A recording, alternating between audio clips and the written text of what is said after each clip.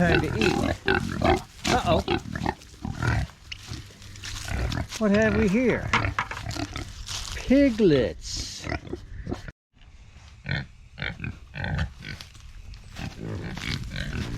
What's up, piggers? Who's hungry? You? You? Okay, I think that was 9 yeses. Let's make this happen.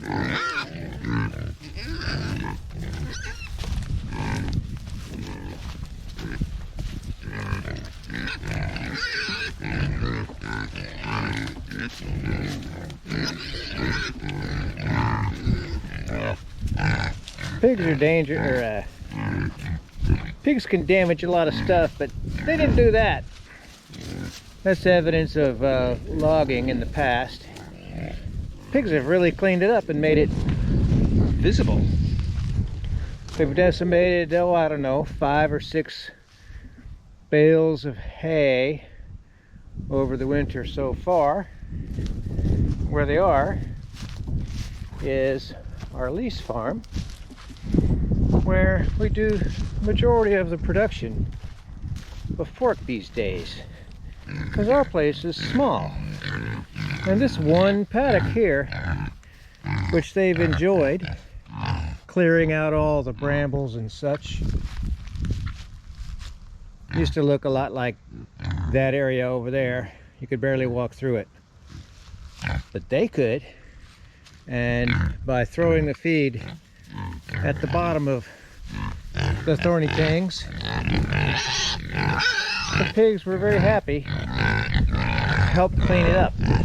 And now I can get in there and do some selective pruning or tree removal, and hopefully get enough sun down underneath this canopy to grow some grass for the next time through. But right now it's still very soft and squishy all over the acres that are back here, and I'm building another pen, but that's a topic for another day. So everybody who's hungry, stand there. Yeah, good job. Okay, so while they munch down on that, we're going to take a little walk and meet some others who have quite a different role to play in this little farm enterprise. If you can see through the woods there's shapes moving and a couple of porta huts that make excellent pig housing. I'm going to cruise on over there and introduce you. Hello, ladies. I can confidently say ladies because each one of these pigs is very much pregnant, and they're bringing forth the next generation. The question is, in what order?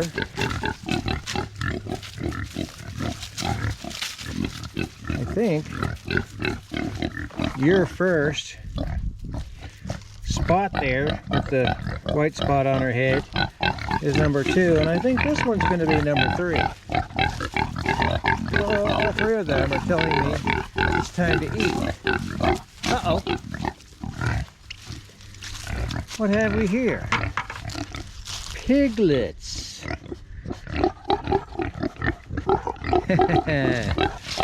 Good job, number 1. Where'd you go? You, Floppy. That's your name. That's what I've been calling her. Floppy spot and number 3. Well, that's awesome. Well, let me get you all distracted so I can go in and take a look. What do you think? Hungry? Hungry and hungry. Okay. Step 1, no matter what farm you're on, is always the same. Turning off the fence. In this case, though, I have to walk around this other one because The main fence is on, and I just tested it, hitting about 5,000 kilovolts, 5,000 volts I should say, 5 kilovolts. Now what's been happening, if you're not from this area, we had a doozy of a rain, about a day and a half worth, that came down slowly over a great period of time. So hopefully we'll see some grass out here on this pasture soon. Let's see what we got for little ones in here. Looks like 3, 4. Now hopefully I don't have a mama coming in here to tear me up. Okay, so we got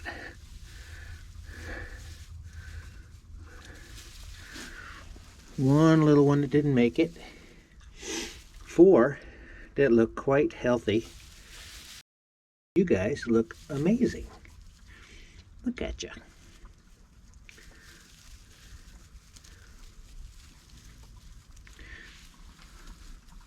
Oh, you're nice and warm.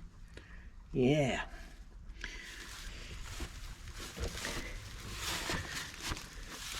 Good job, Mama. I was right about who's first. Now the question is, who's next? I think that will be Spot right there that's facing directly at me. Now these sows, I don't know if you saw, probably couldn't see the feed that I gave the others. Was a pelletized feed. This is pelletized feed and a higher protein supplement that contains a lot of protein for gestating or nursing pigs. All right. Well, that's awesome news. I'm very excited. Hopefully, the 3 of these will produce enough. They're all first-time moms, and hopefully they'll produce enough to replace the 9 that are over there. I don't think that's going to be a problem. And if it is, we have more sows that are ready to pick up where these girls left off. So mark this date, Piglet date.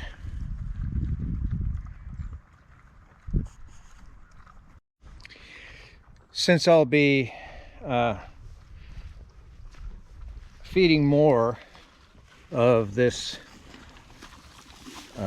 crumbled type feed for these girls to up their nutrition value, I'm gonna go get a feeder and put it right here, very close to their hay, which they seem to enjoy eating and laying in. I'm really glad Mama selected a shelter to have her babies. Let's see, just in case she may have chosen 2 places. Nope. Looks like this one had some hogs sleeping in it though. Alright. So let me go get that feeder and I'll put it near where I just fed them and get them all situated. They have an abundance of water, which I'm going to walk by on the way. This paddock, they did not do all this damage. The 9 of them did this damage. They that are over there eating. While they were, when they first landed here. Okay. Okay, good flow on both of those nipples.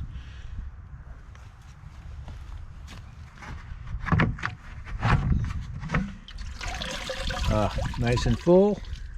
Wow, still over full from when I topped it off. I overfilled it. You see it's up above that valve. So probably don't need to turn this water on for a couple of days, but you know, I like to make a habit out of it because that's what I do with most of them. Okay, Now, to get not zapped is easy, because I turned this fence off. This is a smart fence from Gallagher. Has 4 spools right there that wind up. All these posts here are captive. You can see they're already threaded. It's closed, so nothing falls out. We've got 3 low wires and a higher wire. I intend to use this very same type of fence to move the sheep when we get them out here. Currently, the sheep are gestating as well, and it'll grass growth and their compliance with the fence at home will determine when I bring them out here. But I'm not in a big rush with those girls, because well, there are not as many of them as there are pigs. Now this pen here with that tall shelter and that little one over there was already on this property, and based on how it's set up, I believe that it had pigs of the standard size variety out here. They did a lot of damage. Look like the crew has been doing a lot of extra rooting here too. The ground is nice and soft, and I've recently started feeding them in this area. This is the final area that they are, let's say, prosecuting. Not sure why. And you can see over here, this is virtually untouched on this side, from a rooting, untouched from a rooting perspective. The pigs do have the ability to go around this fence. There's a break in it right there, and it's open on the other side, and they have found a path in and out of it, but they haven't spent a lot of time rooting around up here. That's their water barrel right there, and that's where we're going to steal a feeder from, because I moved this when it was super frozen around here and not muddy like it is now, as a extra water source that was easy to dump out and refill. I no longer need it for that purpose. So let's see if I can carry you and it at the same time. You are the easy part. All right, so as soon as the large group, or behind that woodpile, is ready, they will be the next ones to go to the processor. In fact, they're just about ready right now. A couple of them are too small because they're younger than the others, and they might stay behind.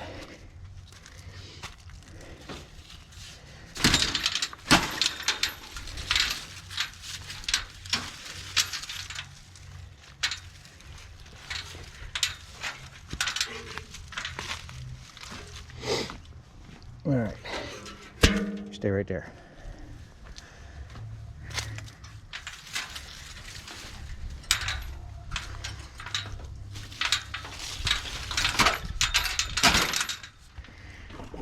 So, in a twist, I'm doing things a little differently this year. As far as managing the pigs, obviously, you can see that they're wintering in the woods. Ground is soft back there, but we'll recover much quickly. We've got large, mature trees in here, and it's a good place for them to be in the winter so that they don't tear up the grass and make it useless for other creatures.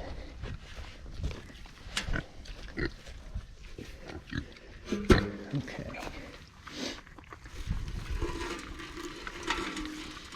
That looks like a good spot. All right, so this is far enough away from the fence that they won't get zapped while they're eating, because they'll tend to line up this way on both sides. Of course, they're pigs, they act weird, and all will tend to be on one end most of the time. Oops, sorry. Squirrel.